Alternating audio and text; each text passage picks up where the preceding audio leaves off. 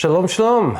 My name is Andrew Hodkinson, and every Friday, 6 p.m. Jerusalem time, I put out a short teaching to edify the body of Messiah, to root people in their faith, that they may know where they belong in the Commonwealth of Israel, and to trust ultimately in the righteousness of God, that is our Messiah, Yeshua.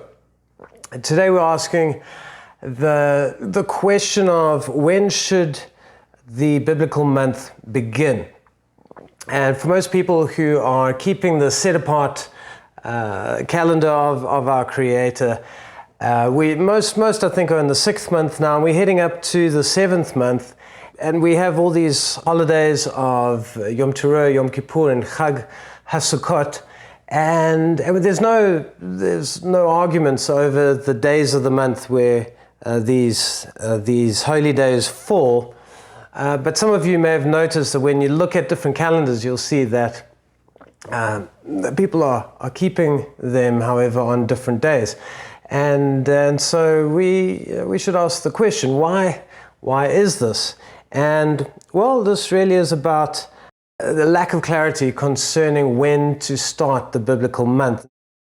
So I've chosen what I think are the 3 main times for when most feel the beginning of the month should be. The first is that it should start with what is called the day of conjunction. The second is that it should start with the day after conjunction. And then thirdly, that it should be the day of first visibility. And this may sound like, well, it's all over the show, but actually all three views actually hold to the singular ideal, and that is that the new month is on the day when there is new light on the moon. And this isn't a scriptural statement. Yes, we can confidently link the Hebrew month to the lunar cycle, but there's no scripture that speaks about the new light of the moon. This is just something that is cultural and historically viewed as the ancient idea around Rosh Chodesh, the beginning of the month. So let's look at what different teachers teach and to highlight the various understandings that there are concerning the new light of the new moon.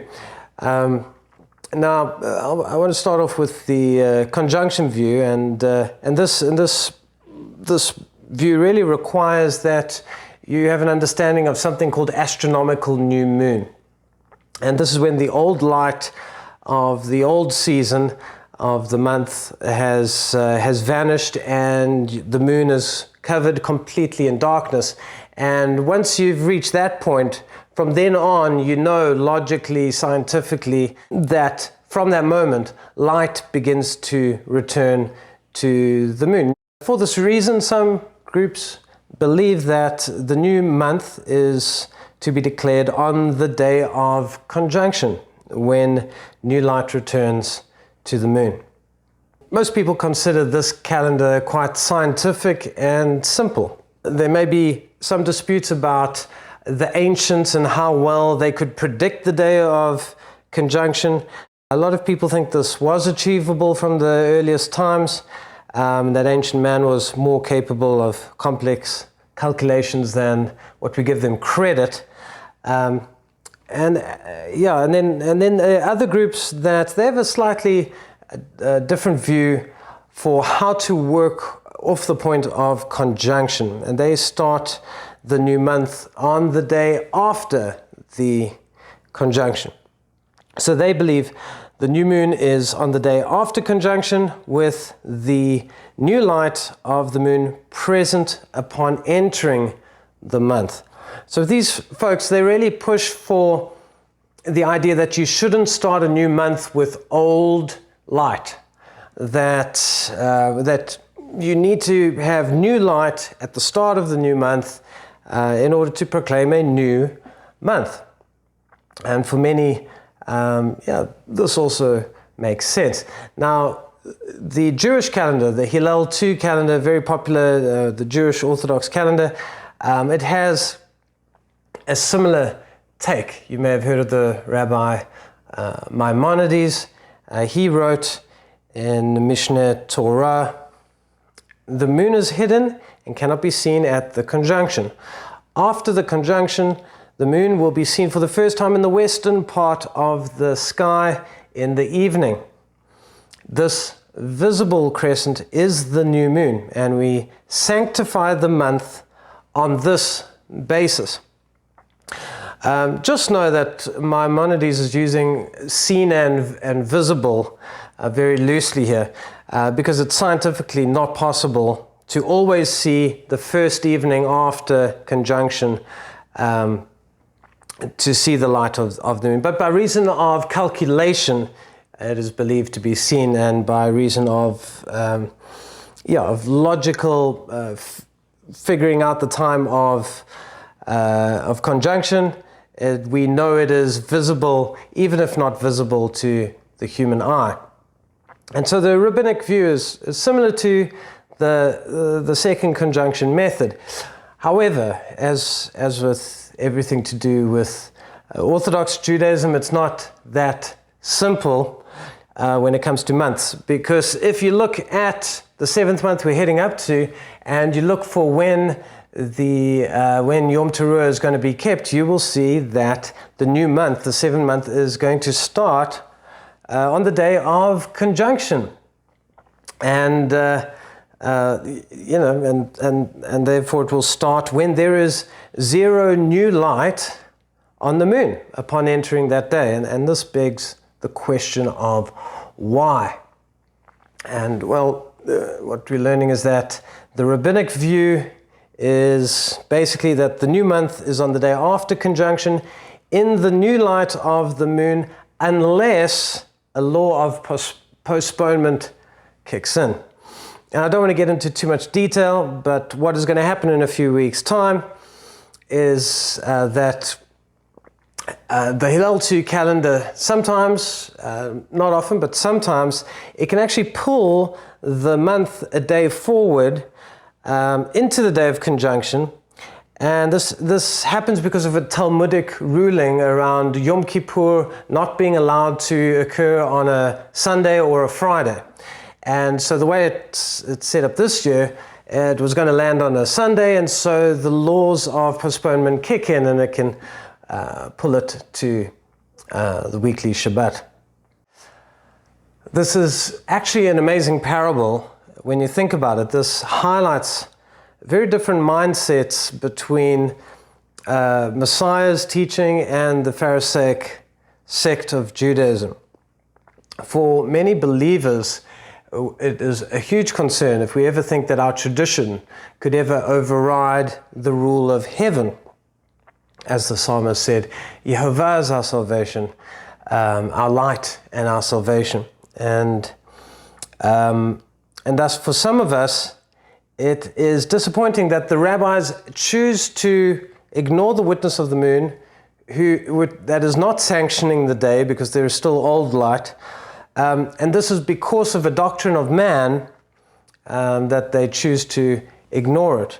And it really makes me think of that story in the Talmud of the debate between rabbis over a certain form of cleanliness, of oven, I think it was, and God speaks from heaven giving the true interpretation, but they say back to God that they don't have to go with his light, as it were, because it is not in heaven. And it's these kind of oral law rulings that has caused attention to come upon the Karaite Jewish sect, because we share a lot of similarities with these Jews in that they really emphasize the element of it is written, a Peshat, plain contextual understanding of the scriptures, and to not go too far with understandings of the traditions of the elders. So I know, I don't even have to check. I know that the Karaites, they don't believe in the laws of postponement. They do not believe that Yom Kippur, it's wrong for you to keep Yom Kippur on a Friday or on a Sunday. Now, although Karaites are scripturalists, and are very academic. It's quite surprising that they haven't come up with the conjunction idea for the calendar and the start for the new moon. The Karaite view is at the start of the new month, it is to be the day of the first sighting, and sometimes this can be 1 or 2 days after conjunction. Their belief is that the new moon is on the day entered into with the visible new light of the moon. So their focus is on seeing the moon, observing the moon, and so their calendar is also called the empirical or the observational calendar. And they really emphasize the primacy of observation over that of calculation. But with time, we see that the trend has been that calendars lean more in the way of calculation.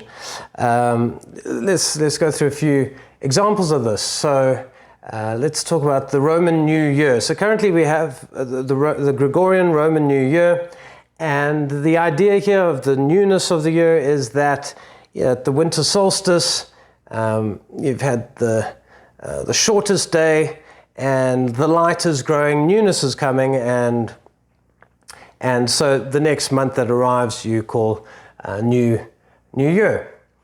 The problem with this, as everyone will know, in Europe and in North America, is that, well, you're deeper in winter come January the 1st. Often it's colder than ever, and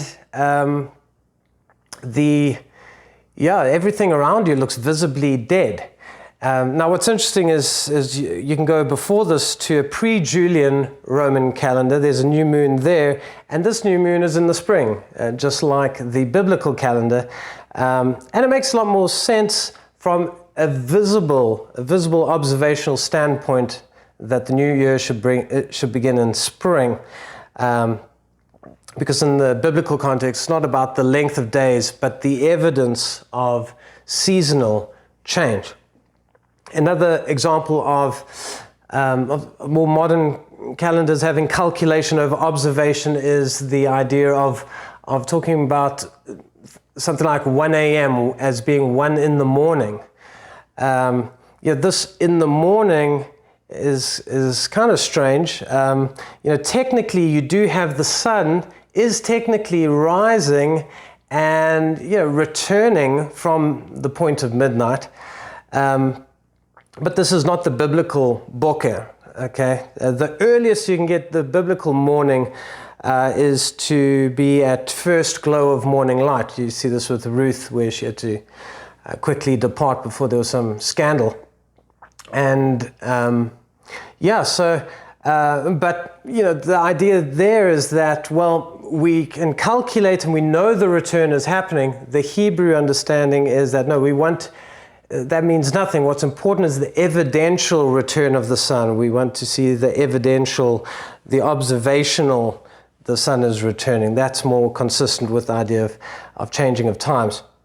And so it's in a similar vein that the Karaites, they feel that the known and calculated and logical understanding of the return of the light after conjunction, this is not what is important. But what was important was the human witness of new light coming from the moon. And they obviously know that from astronomical new moon that light is coming back to the moon. But they would just argue that it is not a new moon if no one can possibly see it. The Karaite Jews, they also argue that this is the historical understanding of a viable new moon.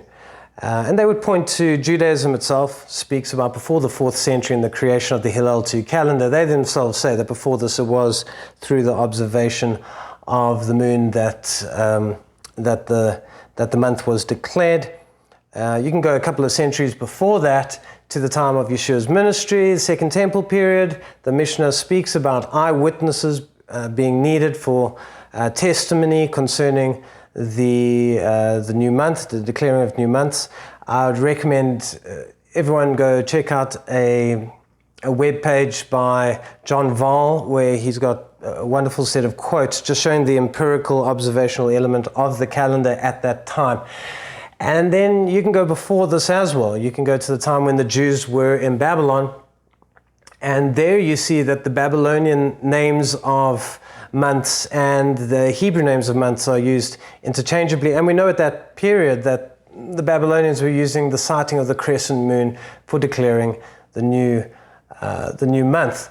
Also from the time of Solomon, there also we see this cross-cultural mix of Phoenician names of months being used synonymously with Hebrew months. But I think the strongest of arguments, I think it comes from, there's a treasure trove of astronomical data that's come through what are called the astronomical diaries. And here it really strengthens this idea that new light was to be sighted across the Mesopotamian Levant culture, that and this isn't just because it speaks of people who said, I saw, or we did not see because of various elements, but we also know at this time that these people knew how to calculate conjunction with relative accuracy, and we can see over hundreds of years that they never chose to make New Moon Day the day of conjunction or the day after conjunction. It was for centuries they would do it by sighting the moon. All right, I've got a quote here from Sasha Stern. He really sums it up really nicely. He says, "The observation of the first visible crescent moon to determine the beginning of months was widespread in the ancient world, particularly in Mesopotamia and the broader Near East, and it dates back to earliest times of recorded history. This method of timekeeping is among the most ancient forms of calendrical regulation." Also got a quote here from David E. Duncan. "The use of the lunar cycle, especially the sighting of the first crescent moon to mark the passage of months, is a timekeeping practice that stretches back to the dawn of civilization. In Mesopotamia, Egypt, and other regions, this method was in place from the earliest periods, connecting," and I like this phrasing, "connecting the rhythms of heaven with human life on earth." Now, despite what I feel is an overwhelming case for an historical practice of sighting the moon for determining the beginning of months, there are a few groups that are, they've got genuine apprehension towards the sighted moon calendar, and the main reason is because of a passage that comes from the book of, I think it's 1 Samuel. And it really appears to undermine the empirical case, or the empirical calendar. I don't want to get too much into it, but from a plain reading of the text, you can certainly understand where their hesitation comes from. So next week, I'll talk more about that objection when dealing with the ancient Chodesh festival and how the ancient world would declare Rosh Chodesh the beginning of the month. And hopefully within that, and showing a bit of nuance there, you can actually see the conversation between David and Jonathan concerning the new moon. It actually points to the observational calendar being used in the time of the United Kingdom. So in closing, let's at least have joy that the days of the 7th month are not disputed. It's not like the 1st and the 3rd month where we have questions about the day of Passover and first fruits and Pentecost. So the days are, at least we're not wrestling with that, but there is this issue of when the month begins, and hopefully I've given you a bit of a view of the different issues going on. And yeah, I think just be grateful if you don't have to make some of these calls, and be aware if you're joining a group to just get on and join it. And really never let your calendar views ever break congregations above, but really have the wisdom to edify, to build up, and to learn to enjoy the season, to have joy in the season. And so I hope that I have steel-manned the views that I don't necessarily agree with, but you can see their point of view and where they're coming from. Going back to my first point, there's even unity in this, that people are just trying to understand the newness and how it's connected to the new light, and just wrestling around that. And it reminds me of a beautiful passage that comes from the disciple John, who wrote, "Brethren, I write no new commandment unto you, but an old commandment which ye had from the beginning. The old commandment is the word which you have heard from the beginning. Again, a new commandment I write unto you, which thing is true in him and in you, because the darkness is past and the true light now shines." So in the season, some may have a strong desire for unity, and they might want to follow the Hillel 2 calendar for obvious reasons. And in some ways I can see where they're coming from. Some will do an early a conjunction calendar because they believe that the observational calendar, that they might believe it's really unworkable, and the rabbinic rules of postponement are just traditions of men, and that there's no statement of scripture that says you have to go into the new month with new light. And I can see where they're coming from. But John shows us that following calendars is important, but what is more important, what is ultimately of greatest significance, is that the true God, the one who really leads, is the one who said, "I'm the light of the world." And I think of the author of Hebrews, who said, "Let us fix our eyes on Yeshua, on whom our faith depends from beginning to end." So the beginning of the biblical month, it's going to remain a topic that's going to be wrestled with, but this is no problem. We are like our father Jacob. We wrestle in Peniel. We wrestle with the face of God. And so blessings as you prepare your hearts for the 7th month. And remember, whatever your dates, remember who is that one that truly gives true light. Many blessings and shalom.